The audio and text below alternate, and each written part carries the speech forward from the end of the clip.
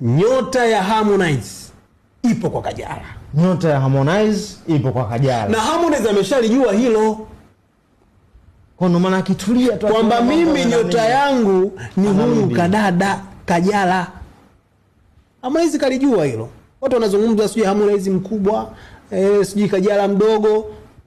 Taka. Ukishaambiwa bwana wewe sikiza ule mshangazi ule anakufanya wewe upate hela. Kakata kama mkubwa. Taenda hapa. Harmonize kashajua hiyo. Kwamba mimi hili ni trendi. Sasa hivi hili ni trendi. Sitegemei tena muziki wangu weza nikatoa mangoma yangu makali na yasiende.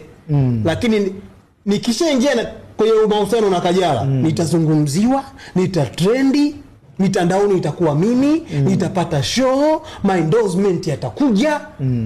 Kwa nataka kunambia hilo penzi kuna uwezekano mkubwa sana ni kwa ajili ya kibiashara pekee. Kaka, mimi nakwambia 100%. Wamerudiana kweli, hatukatai. Lakini pia kuna namna fulani ya kibiashara ipo hapo ndani. Hata Kajala alivyoachana na Harmonize, kwa unaona Kajala mwenyewe kwa kapoa pia. Akapoa.